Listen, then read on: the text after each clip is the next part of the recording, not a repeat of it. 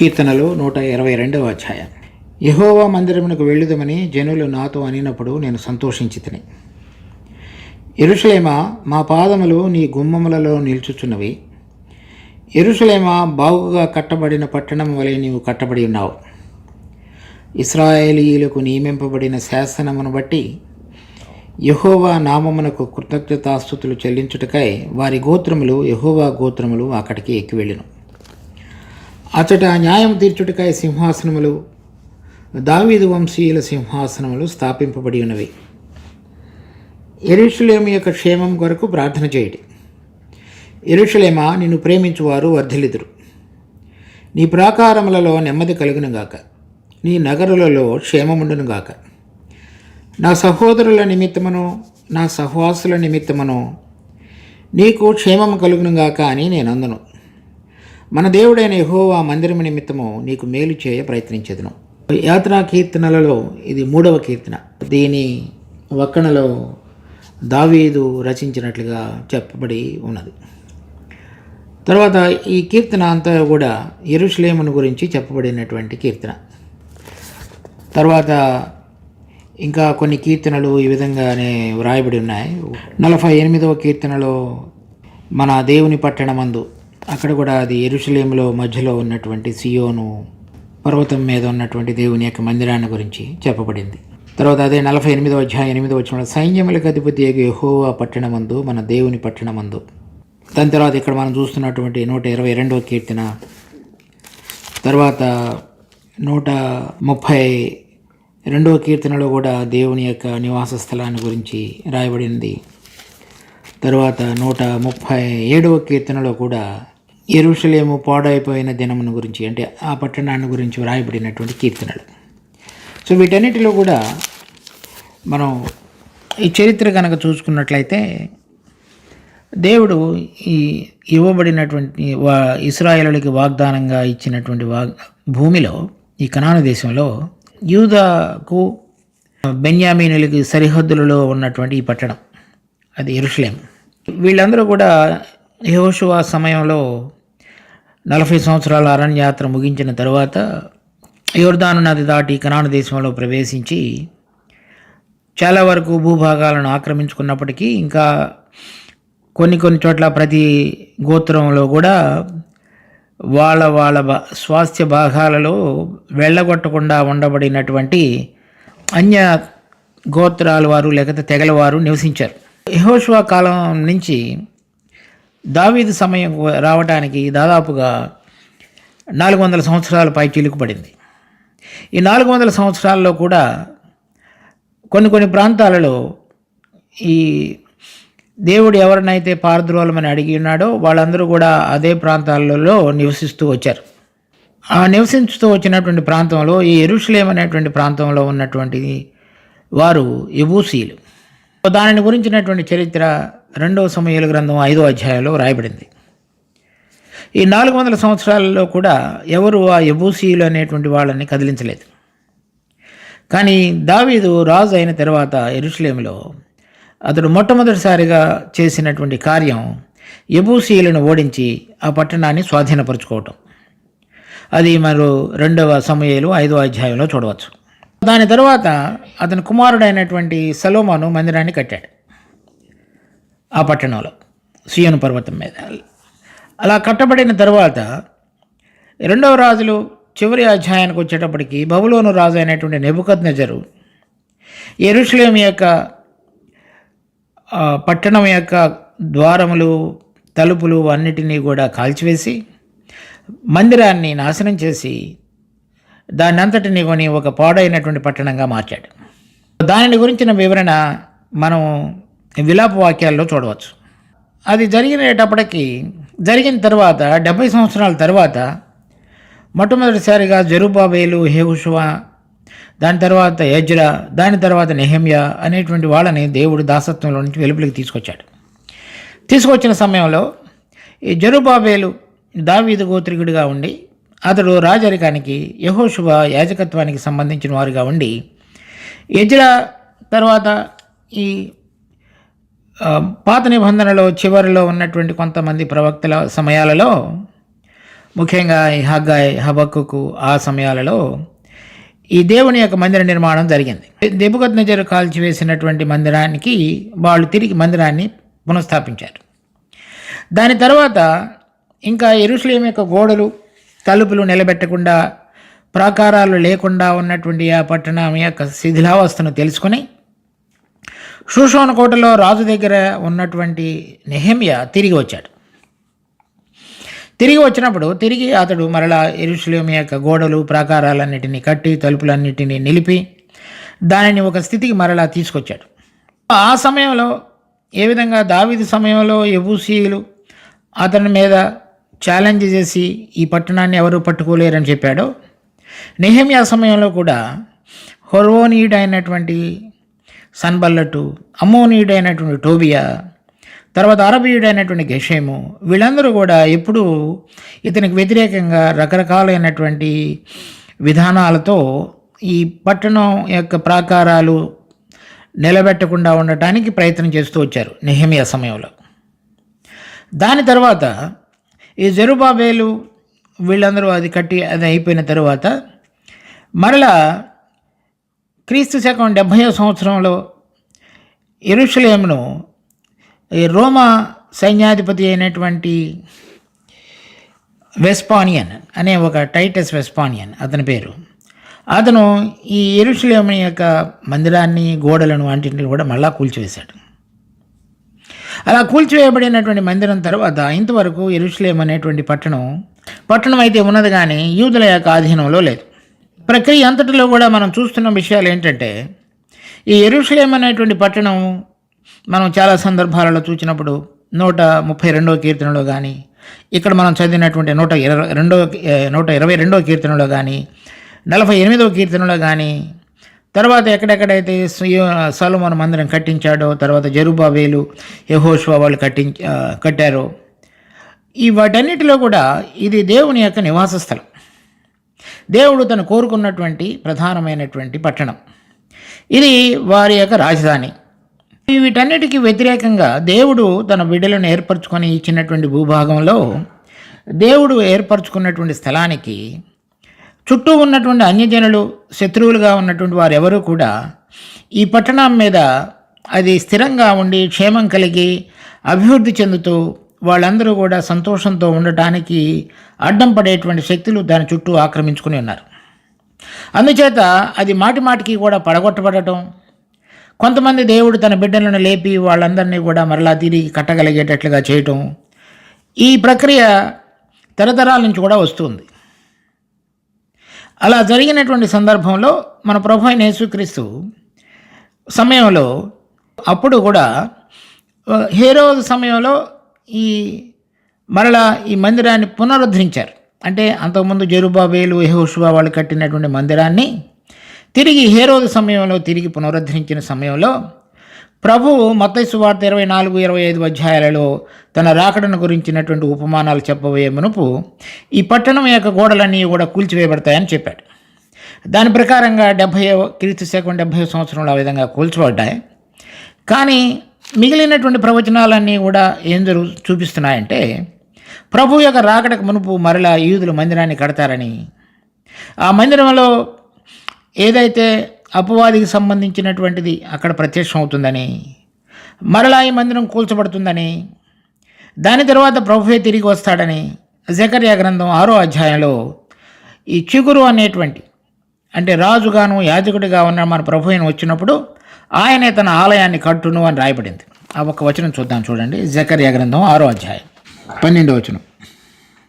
అతనితో ఇట్లనము, సైన్యములకు అధిపతి యెహోవా సెలవిచ్చినదేమనగా, చిగురు అని ఒకడు కలడు, అతడు తన స్థలంలో నుండి చిగుర్చును, అతడు యెహోవా ఆలయమును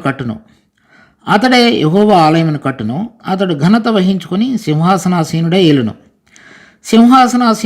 అతడు యాజకత్వం చేయగా ఆ ఇద్దరికీ సమాధానకరమైన యోచనలు కలుగును. అలా ఈ మందిరం కట్టబడబోయేటువంటిది రాజుగా, యాజకుడిగా ఉండగలిగినటువంటి ఒకే ఒక వ్యక్తి మన ప్రభు అయిన యేసుక్రీస్తు. ఆయన వచ్చినప్పుడు ఈ మందిరం కట్టబడుతుందని చెప్తున్నారు. అలా కట్టబడినప్పుడు అది ఇక మహారాజు పట్టణంగా ఉండి ఇప్పుడు ఈ కీర్తనలో కొన్ని అంశాలు, కీర్తన 48వ అధ్యాయంలో కొన్ని అంశాలు, ఇవన్నీ కూడా 132వ కీర్తనలోని కొన్ని చివరి భాగంలో రాయబడినటువంటి కొన్ని అంశాలు, ఇవన్నీ కూడా చక్కగా అక్కడ నెరవేర్చబడేవిగా చూడగలుగుతాం. ఈ విషయాలు అవన్నీ కూడా చారిత్రాత్మకంగా ఇశ్రాయేలు పక్షంగా నెరవేర్చబడుతున్నాయి. అవి కొంతవరకు నెరవేర్చబడ్డాయి, మిగిలినటువంటివి రాబోయే దినాలలో నెరవేర్చబడతాయి. ప్రభువు కూడా ఈ లోకంలో ఇక్కడ ఉండగా చూడండి, మత్తయి సువార్త 19వ అధ్యాయం 27వ వచనం నుంచి, పేతురు, ఇదిగో మేము సమస్తమును విడిచిపెట్టి నిన్ను వెంబడించితిమి గనుక మాకేమి దొరుకునని ఆయనను అడుగగా, యేసు వారితో ఇట్లనెను, ప్రపంచ పునర్జననమందు మనుష్య కుమారుడు తన మహిమగల సింహాసనము మీద ఆసీనుడై ఉండునప్పుడు నన్ను వెంబడించిన మీరును 12 సింహాసనముల మీద ఆసీనులై ఇశ్రాయేలు 12 గోత్రముల వారికి తీర్పు తీర్చుదురు. నా నామము నిమిత్తము అన్నదమ్ములనైనను, అక్క చెల్లెంటనైనను, తండ్రినైనను, తల్లినైనను, పిల్లలనైనను, భూములనైనను, ఇండ్లనైనను విడిచిపెట్టిన ప్రతివాడు 100 రెట్లు పొందును. ఇదిగాక నిత్య జీవమును స్వతంత్రించుకోను. ఇక్కడ మనం చూస్తున్నటువంటి ఇది జరగబోయేటువంటి సమయంలో చెప్పబడినటువంటిది. ప్రభు తిరిగి వచ్చినప్పుడు, పునర్జననమందు అంటే తిరిగి ప్రభు రెండోసారి వచ్చి భూలోకంలోని రాజ్యములన్నీ కూడా అతనిని సేవించేటువంటి విధంగా అన్నిటినీ కూడా స్వాధీనపరుచుకొని ప్రభు ఇశ్రాయేలుల మధ్యలో రాజుగా అభిషేకించబడి వారి మధ్య రాజ్యం చేసేటువంటి సమయంలో 12 గోత్రాలు వారికి తీర్పు తీర్చే విధంగా ఈ అపోస్తలులుగా ఎంచబడినటువంటి 12 మందికి కూడా దేవుడు ఆధిక్యత ఇవ్వబోతున్నాడు. అదే అంశాన్ని మరలా ఇంకొక చోట కూడా చూడవచ్చు. మత్తయి సువార్త 25వ అధ్యాయంలో 31వ వచనం, తన మహిమతో మనుష్య కుమారుడును ఆయనతో కూడా సమస్త దూతలను వచ్చినప్పుడు ఆయన తన మహిమ గల సింహాసనం మీద ఆసీనుడై ఉండును. ఇవన్నీ కూడా ఇది భూలోకంలో యెరూషలేములో జరిగేటువంటి విషయం. మన మత్తయి సువార్త 19వ అధ్యాయంలో చదివింది కూడా అదే. ఈ యెరూషలేము పట్టణం మనం దావీదు సమయంలోనూ, తర్వాత నెహెమియా, జెరుబ్బాబెలు, యెహోషువ, ఎజ్రా సమయాలలోనూ, తర్వాత మన ప్రభు అయిన యేసుక్రీస్తు ఇక్కడ ఉండగా జరిగినటువంటి సమయంలోనూ, తర్వాత భవిష్యత్తులో ఏం జరగబోతుందనే విషయాలన్నింటినీ కూడా మనం చూస్తూ వచ్చాం. కానీ అవన్నీ కూడా ఇశ్రాయేలులకు సంబంధించినవి. కానీ దీనికి విశ్వాసులకు సంబంధించినటువంటిది కూడా యెరూషలేము ఉన్నది. దానిని గురించిన వివరాలు కూడా మనం చూద్దాం. గలతీ పత్రిక 4వ అధ్యాయం 24వ వచనం నుంచి, ఈ సంగతులు అలంకార రూపకంగా చెప్పబడినవి. ఈ స్త్రీలు 2 నిబంధనలై ఉన్నారు. వాటిలో ఒకటి సీనాయి కొండ సంబంధమైనదే, దాస్యములో ఉండుటకు పిల్లలను కనును. ఇది హాగరు. ఈ హాగర్ అనున్నది అరేబియా దేశంలో ఉన్న సీనాయి కొండయే. ప్రస్తుతమందున్న యెరూషలేము దాని పిల్లలతో కూడా దాస్యమందున్నది కనుక ఆ నిబంధన దానికి దీటైనది. అంటే ప్రస్తుతం ఉన్నటువంటి భూలోకంలో ఉన్నటువంటి ఇశ్రాయేలులకు పట్టణంగా చెప్పబడుతున్నటువంటి యెరూషలేము దాస్యంలో ఉన్నది. అయితే పైనున్న యెరూషలేము స్వతంత్రంగా ఉన్నది, అది మనకు తల్లి. అంటే పైన ఒక యెరూషలేము ఉన్నది, అది మనకు తల్లి. అంటే విశ్వాసులందరికీ కూడా ఇప్పుడు మనం ఇంతవరకు చూచినటువంటి యెరూషలేము, మనం చదవబోయేటువంటి కీర్తన 122వ అధ్యాయంలో చెప్పబడినటువంటిది, అదంతా కూడా భూలోకానికి సంబంధించింది. దావీదు, సొలొమోను, నెహెమియా, జెరుబ్బాబెలు, ఎజ్రా వీరందరితో ప్రారంభమైంది. తర్వాత 70వ సంవత్సరంలో పడగొట్టబడి మరలా తిరిగి కట్టడానికి ఇప్పుడున్నటువంటి యూదులు ప్రయత్నం చేస్తున్నటువంటిది ఆ యెరూషలేం. అది కట్టబడుతుంది. కానీ దీని అన్నిటికీ అతీతంగా పరలోకమైనటువంటి ఒక యెరూషలేం పట్టణం కూడా ఉంది. అది మనకు తల్లి. అంటే విశ్వాసులుగా పుట్టిన వాళ్ళందరికీ కూడా అది సంబంధించింది, అది మనకు తల్లి. అది స్వతంత్రంగా ఉన్నది. ఆ విషయాన్ని మనం గుర్తుపెట్టుకోవాలి. దాని తర్వాత ప్రకటన గ్రంథం 21వ అధ్యాయం 2వ వచనం నుంచి, మరియు నేను నూతనమైన యెరూషలేము అను ఆ పరిశుద్ధ పట్టణము తన భర్త కొరకు అలంకరింపబడిన పెండ్లి కుమార్తె వలె సిద్ధపడి పరలోకమందున్న దేవుని యొద్ద నుండి దిగి వచ్చుట చూచితిని. ఏదైతే మనం 4వ అధ్యాయం గలతీ పత్రికలో చూసామో ఆ పట్టణము అది దేవుని కొరకు చక్కగా అలంకరించబడి భర్త కొరకు అలంకరింపబడినటువంటి పరిశుద్ధ పట్టణంగా దిగి వస్తున్నది. 3వ వచనంలో, అప్పుడు ఇదిగో దేవుని నివాసము మనుషులతో కూడా ఉన్నది, ఆయన వారితో కాపురముండును, వారు ఆయన ప్రజలయ్యుందురు. దేవుడే తానే వారికి దేవుడయ్యండి, వారికి తోడయ్యను. అనగా ఇది మనం చూస్తున్నటువంటి మత్తయి సువార్త 19వ అధ్యాయంలో చూసింది, 25వ అధ్యాయంలో చూసింది. భూమి మీద ఉన్నటువంటి యెరూషలేం పట్టణంలో దేవుడు మన ప్రభు మహిమతో కూడా తిరిగి వచ్చినప్పుడు సింహాసనాసీనుడై ఉండేటువంటి పట్టణం. ఇక్కడ చూస్తున్నటువంటిది ఏదైతే గలతీ పత్రిక 4వ అధ్యాయంలోనూ ప్రకటన గ్రంథం 21వ అధ్యాయంలోనూ చూస్తున్నటువంటి పరలోకముందున్న యెరూషలేము, అది పరలోకములో నుంచి భూమి మీదకి దిగి రాబోతున్నది. అది 1000 సంవత్సరాల తర్వాత జరిగేది. మత్తయి సువార్త 25వ అధ్యాయంలో మహిమల సింహాసనంలో ప్రభు ఆసీనుడై ఉండటం అనేటువంటిది 1000 సంవత్సరాలకు మునుపు జరిగేటువంటిది. ఇది 20 సంవత్సరాల తర్వాత జరిగేటువంటిది. అప్పుడు పరలోకంలో ఉన్నటువంటి యెరూషలేము కిందకి దిగి రాబోతున్నది. అప్పుడు దేవుడు ప్రజలతో ఉండేవాడుగా, భూమి మీద ఉండేవాడుగా ఉంటాడు. ఆయన నివాసం ఉండటానికి కావలసినటువంటి విధంగా మనుషుల యొక్క హృదయాలు పరిశుద్ధపరచబడి ఆయన ఉండగలిగేటట్లుగా చేయబడినటువంటి స్థలం అది. ఇప్పుడు చూడండి, ఈ నేపథ్యంలో ఈ కీర్తన మరి విశ్వాసులైన మనకు ఏ విధంగా వర్తిస్తుంది అనేటువంటి అంశాలను మనం క్షుణ్ణంగా చూద్దాం. 122వ కీర్తన 1వ వచనం. యెహోవా మందిరమునకు వెళ్ళుదమని జనులు నాతో అనినప్పుడు నేను సంతోషించితిని. ఈ యెరూషలేము దేవుని యొక్క మందిరము, యెహోవా మందిరము. ఈ నూతన నిబంధనలో, పాత నిబంధనలో ఇశ్రాయేలీయులు అందరూ కూడా విడుదల పొంది ఐగుప్తు నుంచి తీసుకొచ్చిన తరువాత నిర్గమకాండం 25వ అధ్యాయం 8వ వచనంలో వారు నాకు ఒక గుడారమును కట్టవలను, నేను వారి మధ్యలో నివసించున్నట్లుగా అని చెప్పాడు దేవుడు. అంటే దేవుడు విమోచించబడినటువంటి ప్రజల మధ్యలో ఉండటానికి ఇష్టపడేవాడుగాను, వారితో సంబంధాన్ని కలిగి వారి యొక్క ఆరాధన స్తుతులు మీద ఆసీనుడైన వాడుగాను ఉండాలని కోరుతున్నాడు. నీవు ఇశ్రాయేలుల యొక్క స్తుతుల మీద ఆసీనుడైన దేవుడు, కీర్తన 66వ అధ్యాయంలో చూస్తాం. ఈ విధంగా ఆయన మన మధ్యలో ఉండాలని కోరుతుండగా నూతన నిబంధనలో ఉన్నటువంటి విశ్వాసులైన మనందరం కూడా ఇక్కడ ఏం చదువుతున్నామంటే యెహోవా మందిరమునకు వెళ్ళుదమని. అంటే దేవుడు మన మధ్యలో ఉండేటువంటి స్థలానికి వెళ్ళుటకు ఒక సహోదరుడిని వేరే వారు ప్రోత్సహిస్తున్నారు. మనం వెళ్ళిందని చెప్పినప్పుడు నేను సంతోషించితిని. ఈ సంతోషం ఈ లోకంలో మనం అభివృద్ధి పొందినప్పుడు శరీర సంబంధంగా, లోక సంబంధంగా ఉన్నటువంటి అనేక మేలులు, ఉపకారములు ప్రభు చేత పొందినటువంటి వాటి ద్వారా కలుగుతున్నటువంటిది కాదు. ఈ సంతోషం అనేటువంటిది దేవుడు మన హృదయాలలో పరలోక సంబంధమైన తను నివాసంగా ఉండటానికి మన మధ్యలో స్థాపించుతున్న మన హృదయాలలో, మన అంతరంగంలో తెరిచి వాటిని శుద్ధీకరించి ఆయన యొక్క ప్రభావాన్ని, పరిశుద్ధతను, నీతిని మనలో పునఃస్థాపించటానికి చేసినటువంటి కార్యానికి కలిగినటువంటి సంతోషం.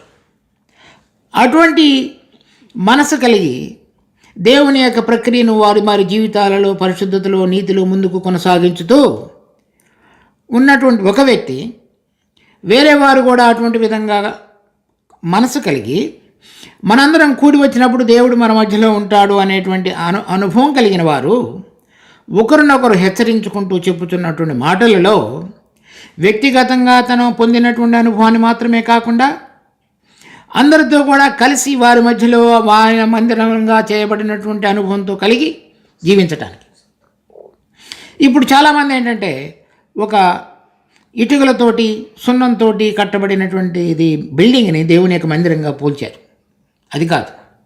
నూతన నిబంధనలో ఎవరి జీవితాలలో అయితే ప్రభువును రాజుగా ప్రతిష్ఠించి ఆయన ఆత్మలో మన అంతరంగ స్వభావాన్ని మారుస్తూ చక్కగా పని జరిగించి మనం ఆయన కోరినటువంటి నివాస స్థలంగా మార్చబడగలగటానికి చేసేటువంటి విధంగా మన జీవితంలో పనిచేస్తున్నాడో అటువంటి కొంతమంది బిడ్డలు వచ్చినప్పుడు నేను వారి మధ్యలో ఉంటానని చెప్పినటువంటి వాగ్దాన ప్రకారంగా వారు దేవుని మందిరంగా కట్టబడేవారుగా చేయబడతారు. దేవుడు ఆత్మ కనుక ఆయన మన మధ్యలో ఉండాలంటే మనం ఆత్మ సంబంధంగాను, ఆత్మచేత ఆత్మలో వెలిగించబడిన వారు మాత్రమే కాకుండా ఆత్మలో నడిచేటువంటి బిడ్డలుగాను, ఆత్మలో ఆయనను సంధించగలిగిన వారుగాను, ఆత్మలో ఆయన స్పృహ స్పర్శలో జీవించగలిగిన వారుగాను ఉండేటువంటి కూడి వచ్చేటువంటి బిడ్డలు మాత్రమే ఆయన యొక్క మందిరం. ఎవరైనా యేసు ప్రభువును అంగీకరించాము అని వారందరూ కూడా దేవుని మందిరం అని మామూలుగా అనుకోవచ్చు, అలా ఉంటారు. కానీ దేవుడు ఎవరి మధ్యలో అయితే నివసిస్తాడు అంటే ఆయన స్వేచ్ఛగాను స్వతంత్రంగాను ఉండి ఆయన తలంపులు, ఉద్దేశాలు ఎవరితో పంచుకోగలుగుతాడు అంటే ఎవరైతే ఆత్మ ద్వారా నడిపించబడుతూ, ఆత్మలో ప్రార్థన చేస్తూ, ఆత్మలో ఆరాధిస్తూ, ఆత్మలో ఆయన సన్నిధిని ఆనందించగలిగేటువంటి బిడ్డల మధ్యలో ఆయన నివసించేవాడుగా ఉన్నాడు. అటువంటి అతను ఒక వ్యక్తి వేరే వారితో కూడా మాట్లాడుతున్నప్పుడు, వేరే వారు రండి మనం కూడి యెహోవా మందిరానికి వెళుదామని చెప్పినప్పుడు నేను బహుగా సంతోషించింది. ఎందుకనగా నాలో ఏదైతే కార్యమును దేవుడు జరిగించుతున్నాడో, రాబోతున్నటువంటి మహిమ కలిగినటువంటి లోకానికి నన్ను సిద్ధపరుస్తున్నాడో, అటువంటిది ఇతరుల యొక్క హృదయాలలో కూడా దేవుడు జరిగించుతున్నాడు కనుక ఆ కార్యమును, ఆ జీవమును, ఆ పనిని, ఆ ఆత్మ యొక్క ప్రభావాన్ని నేను చూచి ఆనందించి తిని సంతోషించి తినని చెప్తున్నాడు. 2వ వచనం, యెరూషలేమా మా పాదములు నీ గుమ్మములను నిలుచుచున్నవి. అలా బయలుదేరి వచ్చిన తర్వాత వాళ్ళు చెప్తున్నారు, మా పాదములు నీ గుమ్మములలో నిలుచుచున్నవి. ఈ పాదములు మన యొక్క నడకకు గుర్తు. వారు లోకంలో జీవించుతున్నప్పటికీ కూడా యెరూషలేములో లేక ఆయన గుమ్మములలో నిలబడాలి అంటే ఎవరు ఆయన ఎదుట నిలబడగలరు? కీర్తన 15వ అధ్యాయంలో చూసినప్పుడు అక్కడ ఇవ్వబడినటువంటి వివరణ అంతా కూడా పరిశుద్ధమైనటువంటి జీవితానికి గుర్తుగా ఉంది. ఎవరు నీ పరిశుద్ధ పర్వతం మీదకి ఎక్కగలడు? ఈ పాదములు నిలుచుచున్నాయంటే అతను ఏం చెప్తున్నాడంటే, ఎటువంటి యొక్క నడత ఈ లోకంలో విశ్వాసులుగా ఉన్న మేము జీవించాలని నువ్వు కోరుతున్నావో దానికి తగిన విధంగా నడిచిన వారంగా మేము కనబడి నీ కృప చేత, నువ్వు అనుగ్రహించిన ఆత్మ చేత నడిపించబడుతున్నటువంటి జీవితాన్ని కలిగి మాలో ఉన్నటువంటి శరీరము, మా పాదములు అటు ఇటు లాగేటువంటి సందర్భాలు, వాటన్నిటినీ కూడా మేము శిలువ యొక్క కార్యం ద్వారా అధిగమించిన వారమై నీ కృపను ప్రతిరోజు కోరుకుంటూ మా పాదములు నీ సన్నిధిలో నిలబడగలగటానికి కావలసిన విధంగా యోగ్యమైన రీతిలో ఈ లోకంలో మేము జీవించుతూ నీ సన్నిధిలో మేము నిలబడి ఉన్నాం. 3వ వచనం, యెరూషలేమా బాగుగా కట్టబడిన పట్టణం వలె నీవు కట్టబడి ఉన్నావు. ఈ యెరూషలేం అనేటువంటిది పరలోకపు పట్టణం. నువ్వు బాగుగా కట్టబడినటువంటి పట్టణం వలె ఉన్నావు. బాగుగా కట్టబడినటువంటి మాటకు అర్థం ఇంగ్లీష్లో అయితే కంపాక్ట్ అని రాయబడింది. ఈ కంపాక్ట్ అనేటువంటి మాటకు ఆదిమ భాషలో అర్థం ఏంటంటే, అంటే ఏమాత్రం కూడా సందు లేకుండా చక్కగా కూర్చబడినటువంటిది అని అర్థం. ఒకదానితో ఒకటి కూర్చబడింది అని అర్థం. అంటే మధ్యలో ఏమటువంటి బీటలు లేకుండా, సందులు లేకుండా, తర్వాత ఖాళీలు లేకుండా ఉంచబడినటువంటి విధంగా ఒకదానికి మధ్యలో ఉంచబడిందని. మనందరం కూడా దేవుని యొక్క మందిరము, లేక ఒక శరీరము, దేవుని యొక్క పట్టణము, దేవుని యొక్క ఇల్లు, వీటన్నిటిలో కూడా ఎక్కడ కూడా మన శరీరాన్ని కనుక చూసుకుంటే ఒక భాగానికి ఇంకొక భాగానికి మధ్యలో ఎక్కడ కూడా ఖాళీ ఉండదు, చక్కగా అతకబడి ఉంటాయి.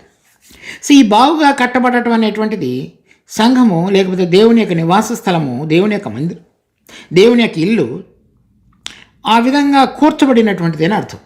కూడి వచ్చేటువంటి విశ్వాసుల మధ్యలో ఈ ఆత్మ కలిగించేటువంటి బంధము చేత ఐక్యత ఏ విధంగా అయితే కాపాడబడినటువంటి పట్టణం ఉన్నదో అది దానికి బాగుగా కట్టబడిన దానికి గుర్తు.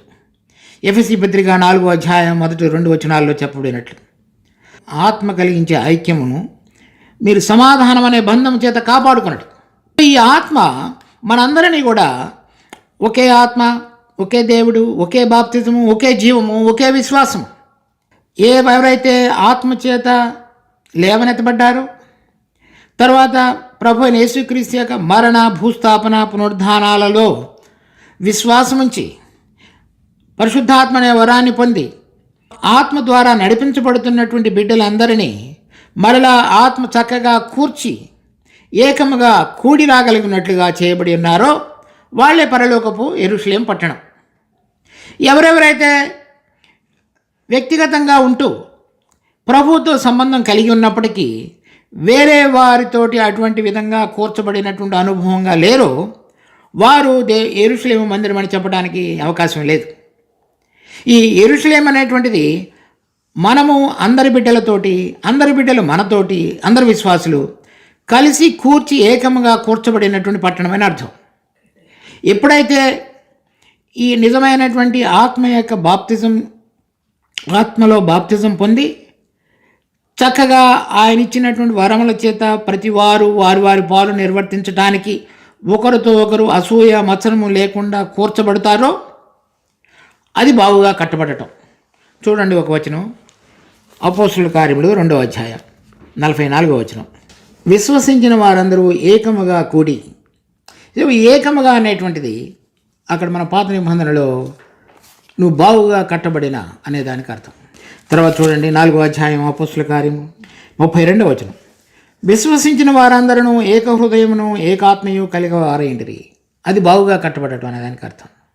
ఈ 4వ అధ్యాయం 32వ వచనానికి వచ్చేటప్పటికి దాదాపు 8,000 మంది లెక్కించబడిన వారుగా ఉన్నారు.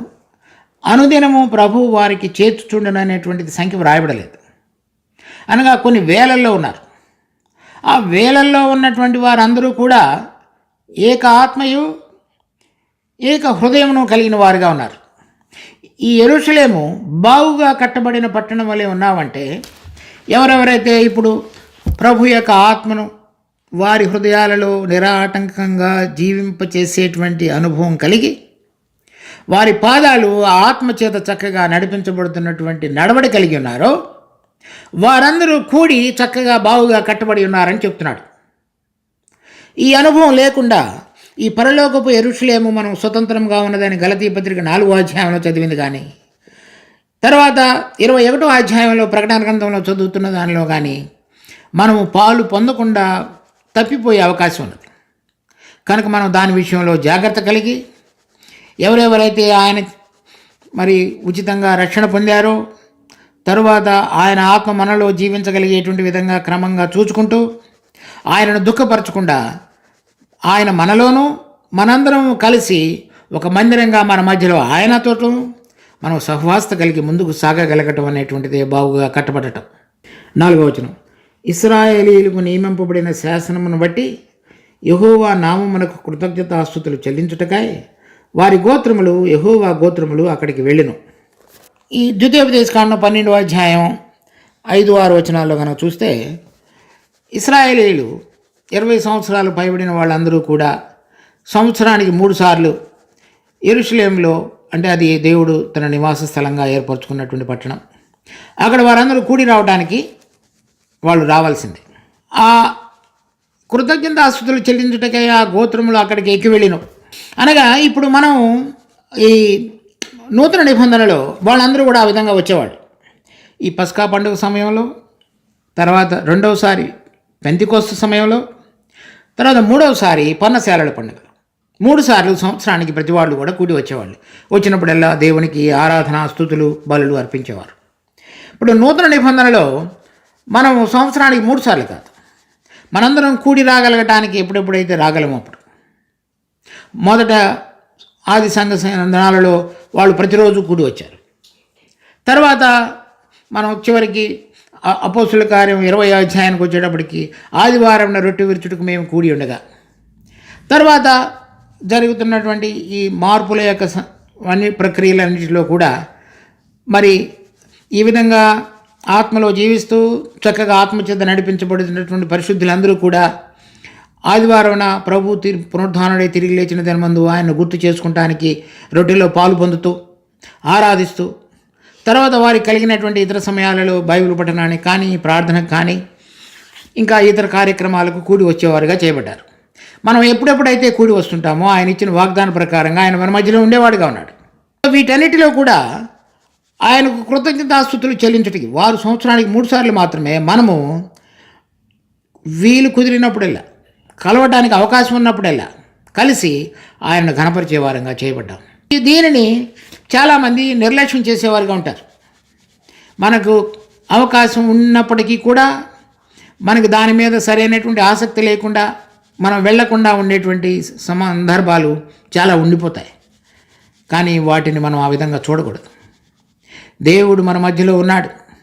ఆయనను మనం అనుభవించటానికి, ఆయన మాటలు వినటానికి, ఆయన ఏం చెప్తున్నాడో మనతో వ్యవహరించడానికి, చూడగలగటానికి ఎప్పుడూ కూడా అటువంటి స్థిరమైన మనసుతో మనం ఆయనను వెతికి వెంబడించగలిగిన బిడ్డలంగా ఉండాలి.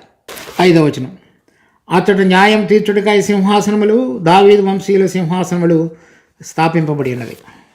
అక్కడ పాత నిబంధనలో దావీదు, సొలొమోను వీరందరూ కూడా రాజులుగా అభిషేకించబడిన తరువాత వారి సింహాసనాలు ప్రతిష్ఠించబడి వారి చుట్టూ ఉన్నటువంటి అనేక మంది మరి ఈ సింహాసనాలు ఉన్నాయి. అదే క్రొత్త నిబంధనలో కూడా ప్రకటన గ్రంథంలో 4వ అధ్యాయం 5వ అధ్యాయంలో చూస్తే మరి దేవుని యొక్క సింహాసనం చుట్టూ కూడా 24 పెద్దల యొక్క సింహాసనాలు ఉన్నాయి. అదే మత్తయి సువార్త 19వ అధ్యాయంలో చూసినప్పుడు ప్రభు చెప్పినాడు, 12 గోత్రముల మీద మీరు సింహాసనాసీనులై తీర్పు తీర్చేదని చెప్పాడు. తర్వాత మరి ఇక్కడ తీర్పు తీర్చడం అనేటువంటిది మనం చూస్తున్నట్లయితే అక్కడ అంటే యెరూషలేము పట్టణానికి వచ్చినప్పుడు ఈ స్తుతులు చెల్లించడం మాత్రమే కాకుండా తీర్పు తీర్చడానికి అక్కడ సింహాసనములు వేయబడ్డాయని చెప్తున్నాడు. నూతన నిబంధనలో మనం కూడి వచ్చినప్పుడల్లా 1 కొరింథీ 6వ అధ్యాయం 2వ వచనం, పరిశుద్ధులు లోకమునకు తీర్పు తీర్చుదురని మీరు ఎరుగరా? మీ వలన లోకమునకు తీర్పు జరగవలసి ఉండగా మిక్కిలి అల్పమైన సంగతులను గూర్చి తీర్పు తీర్చుటకు మీకు యోగ్యత లేదా? మనము దేవదూతలకు తీర్పు తీర్చుదమని ఎరుగరా? ఈ జీవన సంబంధమైన సంగతులను గురించి మరి ముఖ్యంగా మీరు తీర్పు తీర్చవచ్చును కదా. ఇది విశ్వాసుల గురించి చెప్తున్నాడు. కొరింథీలో ఉన్నటువంటి విశ్వాసులకు మీరు లోకమునకు తీర్పు తీర్చుదురు. ఎవరెవరైతే అక్కడ మనం కీర్తనలో చూస్తున్నటువంటిది అక్కడ సింహాసనములు తీర్పు తీర్చడానికి దావీదు యొక్క సింహాసనాలు ఉన్నాయి. మత్తయి సువార్త 19వ అధ్యాయంలో ఆ సింహాసనాలు ఈ 12 గోత్రాల వారికి తీర్పు తీర్చడానికి 12 అపోస్తలులకు ఇవ్వబడినట్లుగా చూస్తున్నాం. కానీ విశ్వాసులకు వారు ఎవరెవరైతే మొదటి పునరుద్ధానంలో పాల్గొంది ప్రభుతో కూడా రాజ్యం చేయడానికి అర్హులుగా యోగ్యులుగా ఎంచబడతారో వారికి ఇవ్వబడినటువంటి ఆధిక్యతలో ఒకటి రాజులు, రెండవది యాజకులు, మూడవది తీర్పు తీర్చేటువంటి న్యాయాధిపతులు. అక్కడ ఇవ్వబడినటువంటి సింహాసనములు ఏవైతే తీర్పు తీర్చడానికి ఉన్నాయో వాటన్నిటినీ కూడా నూతన నిబంధనలో జయించినటువంటి విశ్వాసులందరూ కూడా దానిలో పాల్గొనేవారుగా ఉన్నారు. ఇది లోకమునకు తీర్పు తీర్చుట, దేవదూతలకు కూడా తీర్పు తీర్చేది. ఎందుకంటే ఈ పరిశుద్ధులకు ఇవ్వబడినటువంటి పట్టణము పరలోక పట్టణం. అక్కడ ఉన్నటువంటి దేవదూతలు పడిపోయిన వారు, వారందరికీ తీర్పు తీర్చబడవలసినటువంటి ఆధిక్యతను దేవుడు విశ్వాసులుగా ఏర్పరచుకున్నటువంటి బిడ్డలందరికీ కూడా ఇవ్వబోతున్నాడు. కానీ కొరింథీలో దుఃఖకరమైన విషయం ఏంటంటే ఈ జీవన సంబంధమైన విషయాలలో కూడా తీర్పు తీర్చగలిగినటువంటి జ్ఞానం లేకుండా వాళ్ళు జీవిస్తున్నారు. కానీ ఈ తీర్పు తీర్చడానికి వేయబడినటువంటి సింహాసనాలు పరలోకములో దేవుడు మనల్ని ముందుగానే దాని కొరకే సిద్ధపరిచి అటువంటి జీవన క్రమంలో ప్రభు యొక్క ఆత్మచేత చక్కగా నడిపించబడుతూ ఆయన యొక్క స్పృహ స్పర్శలో జీవిస్తున్నటువంటి బిడ్డలు ఏ విధంగా తీర్పు తీర్చాలో ఈ లోకంలో ఉన్నవారికి పరలోకంలో ఉన్నవారికి ఇద్దరికీ తీర్పు తీర్చగలగటానికి కావలసిన ఆధిక్యతలోనికి ఇప్పుడు ఆయన వైపు చూస్తున్నటువంటి బిడ్డలందరినీ కూడా సిద్ధపరిచే దేవుడిగా ఉన్నాడు. దాని తర్వాత చూడండి 6వ వచనం, యెరూషలేము యొక్క క్షేమం కొరకు ప్రార్థన చేయడి. యెరూషలేమా నిన్ను ప్రేమించువారు వర్ధిల్లుదురు. ఈ యెరూషలేము యొక్క క్షేమం కొరకు ప్రార్థన చేయడం చెప్పిన ఉద్దేశం ఏంటంటే మొట్టమొదటిలో చూసాం దావీదు సమయంలో 400 సంవత్సరాల వరకు దానిని ఎవరూ కదిలించలేకపోయారు, యెబూసీయుల స్వాధీనంలో ఉండి. నెహెమ్యా సమయంలో టోబియా, సన్బల్లట్టు, గెర్షము వాళ్ళు కూడా ఎదిరించుతూ వచ్చారు. జెరుబాబేలు, యెహోషువ టైంలో కూడా అటువంటి వాళ్ళే అందరూ కూడా ఎదురు తిరుగుతూ వచ్చారు. తర్వాత కొంతమంది యూదులలోనే కొంతమంది ఎదుటి వారి పక్షంతో చేరారు. యెరూషలేము యొక్క క్షేమం కొరకు ప్రార్థించడం అంటే ఈ అపవాది అతని యొక్క శక్తులు దేవుని యొక్క మందిరాన్ని కట్టకుండా ఉండటానికి అడ్డం పడేటువంటి అనేకమైన దుష్ట శక్తులు ఎప్పుడు పనిచేస్తుంటాయి. ఇప్పుడు మన జీవితంలో ప్రభువు నన్ను చక్కగా నింపి ఆయన ఆత్మ ద్వారా నేను ప్రతిరోజు జీవించాలని ఎవరైతే సమర్పించుకుంటూ జీవిస్తారో వారికి అపవాది వారితో చేసేటువంటి యుద్ధ పోరాటం అంతా ఇంతగా ఉండదు. ఎందుకంటే వారిని ఓడించితేనే కానీ అతని యొక్క పని నెరవేరదు. అందుచేత ఎవరెవరైతే ప్రభువును రాజుగా వారి జీవితాలలో ప్రతిష్ఠించి ఆత్మచేత నడిపించబడటానికి ఇష్టపడుతూ వారి పాదములు యెరూషలేము యొక్క గుమ్మములను నిలపటానికి వెళుతున్నటువంటి ప్రయాణంలో అతడు ఎదుర్కొని మనల్ని ఓడించేటువంటి ప్రయత్నం అంతా ఇంతగా ఉండదు. కనుక ఈ అనుభవం కలిగినటువంటి ఈ కీర్తనకారుడు ఈ యెరూషలేము యొక్క పట్టణం ఎప్పుడైనా సరే ఏ బలహీనమైన విశ్వాసితో యొక్క జీవితంలో కానీ ఇంకా కొంతమంది బలహీనులైన విశ్వాసుల జీవితాల ద్వారా కానీ దేవుడు మనందరినీ కలిపి ఏదైతే పరలోకపు పట్టణాన్ని కడుతున్నాడో దాని మీద ఒక అటాక్ చేసేటువంటి అవకాశం ఉన్నది. కనుక మీరు ఆ భద్రత కొరకు ప్రార్థించండి. ఎవరెవరైతే ఆత్మ సంబంధంగా ప్రభువుతో సరిగా నడవలేకపోతున్నారో వారి ద్వారా అపవాది ప్రవేశించి దేవుని యొక్క మందిరాన్ని, నివాస స్థలాన్ని దెబ్బతీసే అవకాశం ఉన్నదో దాని కొరకు మీరు ప్రార్థించండి. మీ జీవితంలో ప్రభు యొక్క ఆత్మచేత కాకుండా మీ సొంత శక్తి, బలము, ఈ లోక సంబంధమైన జీవితంలో ముడిపడిపోయి ప్రభు యొక్క ఉద్దేశాలను గమనించకుండా జీవించే జీవితంలో తప్పిపోకుండా ఉండటానికి మీరు ప్రార్థించండి. కానీ మన యొక్క ప్రార్థనా జీవితం అంతా కూడా ఎప్పుడు ఈ లోక సంబంధమైన విషయాలు స్వయం కొరకు జీవించేటువంటి జీవితాలుగా ముడిపడి ఉన్నాయి. దేవుడు మనకు సరైన వెలుగును, ఆయన పిలిచిన పిలుపు యొక్క ఔన్నత్యాన్ని గుర్తెరిగి ఏ విధంగా దేని కొరకు, ఏ క్షేమం కొరకు మనం ప్రార్థించాలో నేర్చుకోగలిగేటట్లుగా దేవుడు మనందరికీ సహాయపడునుగా. యెరూషలేమా, నిన్ను ప్రేమించువారు వర్ధిల్లుదురు. అంటే ఎవరి జీవితంలో అయితే అపవాదిని ఎదిరించడానికి ఇతరులను పురుకొల్పగలిగేటువంటి విధంగా బలంగా వారిని కాపాడుతూ, వారిని పురుకొల్పుతూ, వారి యొక్క క్షేమం కొరకు ఎల్లప్పుడూ కూడా పనిచేస్తూ వారి కొరకు ప్రార్థించేటువంటి బిడ్డలుంటారు, వారు యెరూషలేమును ప్రేమించేవారు. వారు వర్ధిల్లుదురు. అంటే దేవుడు వారి యొక్క అవసరతలన్నీ తీర్చి వారు పరలోకంలో కూడా దేవుని ఎదుట బహుమానం పొందగలిగేటట్లుగా వారి జీవితాలలో ఒక ఫలాన్ని అందించిపోయేటువంటి వాడుగా ఉన్నాడు. స్వార్థభరితమైనది మన కుటుంబం కొరకు మనం ఎల్లప్పుడూ పోరాడేటువంటి తపన, లేక దేవుని యొక్క పట్టణము, దేవుని యొక్క బిడ్డలు దేవుని కొరకు జీవించేటువంటి పట్టణము, ఆత్మ సంబంధంగా వారి జీవితాలలో జరగవలసిన మార్పు కొరకు మనం చేసే త్యాగము, పడేటువంటి ప్రయాసము, చూపించగలిగిన ప్రేమ, దాని కొరకై దేవుడు వారిని వర్ధిల్ల చేసేవాడుగా ఉన్నాడు. 7వ వచనం, నీ ప్రాకారములలో నెమ్మది కలుగును గాక, నీ నగరులలో క్షేమం ఉండును గాక. దేవుడు చెప్తున్నాడు, నీ ప్రాకారంలో నెమ్మది అంటే ఏ విధంగా? సన్బల్లటు, టోబియా, గర్షం వాళ్ళు ఎదురు తిరుగుతూ వచ్చారు. వీళ్ళందరూ కూడా పగలు రేయి పని మానకుండా ఎంత త్వరగా చేయగలిగితే అంత తొందరగా చేయడానికి నెహెమ్యా లాంటి వాళ్ళని దేవుడు లేపాడు. వారు ప్రాకారములు కట్టి తలుపును నిలిపి తర్వాత దేవునికి స్తుతులు చెల్లించగలిగారు.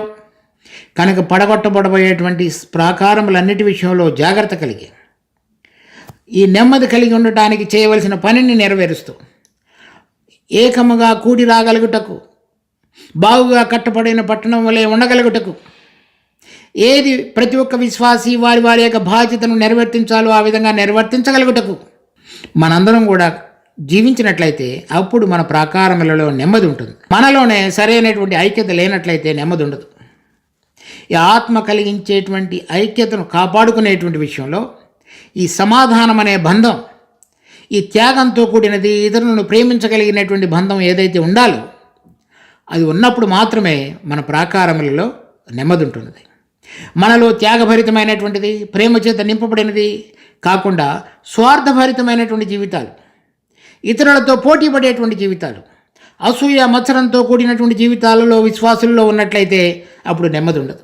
8వ వచనం, నా సహోదరుల నిమిత్తమును నా సహవాసుల నిమిత్తమును నీకు క్షేమం కలుగును గాకని నేను అందును. నా సహోదరుల నిమిత్తము, నా సహవాసులు అంటే నాకు యూదులుగా ఉన్నటువంటి వీరందరూ నా సహోదరులు, సహవాసులు. ఎవరైతే అన్యజనులుగా ఉండి వారందరూ కూడా ప్రభువును అంగీకరించి ప్రభువుతోడు కూడా కలిసి ఉన్నటువంటి, ఇప్పుడు అందరూ కలిసి ఒక నూతనమైన వ్యక్తిగా చేయబడినటువంటి పరలోక పట్టణమైన యెరూషలేము కొరకు నీకు క్షేమం కలుగును గాకని నేను అందను. అంటే దేవుడు దేనినైతే కడుతున్నాడు ఆయన సమయంలో దానిని సంపూర్ణం చేస్తాడు. సంపూర్ణమైనప్పుడు ఆయన తిరిగి వస్తాడు. వాళ్ళందరినీ కూడా దేవునితో పాటుగా ఉండటానికి సిద్ధపరిచి తీసుకువెళతాడు. దాని కొరకు నీకు క్షేమం కలుగును గాకని నేను అందను. అంటే ఆ కట్టబడుతున్నటువంటిది చక్కగా కట్టబడగలిగి వర్ధిల్లగలిగి దేవుడు కోరినటువంటి నమూనాలోనికి మార్చబడి దేవుడు వారి మధ్యలో నివసించగలిగేటువంటిది ఇది నిజమైనటువంటి క్షేమం. మన దేవుడైన యెహోవా మందిరం నిమిత్తము నీకు మేలు చేయ ప్రయత్నించేదము. అది ఆ వ్యక్తి నేను ప్రయత్నిస్తానని చెప్తున్నాడు. అంటే ఇది నా తీర్మానం, నేను జీవిస్తాను, అనేక మంది ఈ విధంగా జీవించగలగటానికి నేను చేయవలసినటువంటి ప్రతిదీ కూడా నేను చేస్తానని. నెహెమ్యా ప్రాకారములు కట్టేటువంటి సమయంలో ఏ విధంగా జీవించాడో కనుక మనం నెహెమ్యా గ్రంథం చదివినప్పుడు అర్థమవుతుంది. అనేకమైన ఎదిరింపులు, శత్రువు యొక్క కుట్రలు, తర్వాత తన సొంత వారే వేరుగా ఉంటున్నటువంటి జీవితం, వాటన్నిటి మధ్యలో కొంతమంది యూదులు ఈ ధనము, తర్వాత ఇంకా అధికార దుర్వినియోగము, వారి సొంత మనుషులనే దాసీలుగా పట్టుకొని వాళ్ళ యొక్క ఆస్తులను ఆక్రమించుకునేటువంటి సంగతులు ఇవన్నీ కూడా వ్యతిరేకమైనవి. అందుచేత అతడు వీటన్నిటిని సరిచేశాడు. అతడు చెప్తున్నాడు, నీ మందిరం కొరకు నేను మేలు చేయ ప్రయత్నించదును. అంటే నేను ఇవన్నీ జరిగించుతూ ఏదైతే అక్రమంగా దేవుని యొక్క మందిరంలో రావడానికి ప్రయత్నం చేస్తున్నాయో వాటన్నిటిని నేను క్రమబద్ధం చేస్తాను. దాని కొరకు నేను ఏ విధంగా జీవించాలో ఆ విధంగా చేస్తాను. చూడండి ఒక వచనం, నెహెమ్యా గ్రంథం 5వ అధ్యాయం 19వ వచనం. నా దేవా, ఈ జనులకు నేను చేసిన సకలమైన ఉపకారములను బట్టి నాకు మేలు కలుగునట్లుగా నన్ను దృష్టించు. నేను ఈ జనులకు చేసిన మేలన్నింటిని బట్టి, అంటే తనకు రావాల్సినటువంటి జీతాన్ని, తనకు కావలసినటువంటి అధికారాన్ని మొత్తాన్ని కూడా ప్రక్కన పెట్టేసి తన సహోదరుల కొరకు ఏం చేయాలో అది జరిగించాడు. ఆ అధ్యాయం కనుక మీరు చదివితే అర్థమవుతుంది. అటువంటి మనసు కలిగినటువంటి బిడ్డలు కూడి వచ్చినప్పుడు దేవుడు వారి మధ్యలో ఉండి వారి ప్రార్థన అంగీకరించి బలహీనులుగా ఉన్న వారిని బలపరచగలిగినటువంటి విధంగా ఉండి పరలోకపు యెరూషలేముని కట్టేటువంటి విధంగా దేవుడు ఇప్పుడు మన మధ్యలో ఉన్నాడు. ఆ విషయాన్ని మనం ఎల్లప్పుడూ కూడా గమనంలో ఉంచుకుంటూ ఆత్మలో జీవిస్తూ ఆయన వాక్యాన్ని గైకుంటూ ఆయనకి ఇష్టకరమైనటువంటి విధంగా నడిచినట్లయితే మన పాదములు పరలోకపు యెరూషలేము యొక్క పట్టణం ఎదుట నిలబడతాయి, గుమ్మముల ఎదుట. దేవుడు ఈ వాక్యం యొక్క అనుభవంలోనికి మనందరినీ నడిపించుటకు సహాయం చేయను కాక. ప్రార్థించుకుందాం. మా జీవం కలిగిన తండ్రి, మీకు ఎంతో వందనాలు. మీ కృపలో మాకు ఇచ్చినటువంటి సమయం, ఈ వాక్యాన్ని బట్టి వందనాలు చెల్లిస్తున్నాం. ఈ వాక్యం యొక్క నిజమైన అనుభవంలోనికి మమ్మల్ని అందరినీ కూడా మార్చి చక్కగా కట్టి మేము మీ అందు ఆనందించుతూ ఆ పరలోకపు యెరూషలేము పట్టణానికి మమ్మల్ని సిద్ధపరచమని కోరుతూ మా రక్షకుడు ప్రభు అయిన యేసు నామమున అడిగి వేడుకుంటున్నాం తండ్రి. ఆమేన్.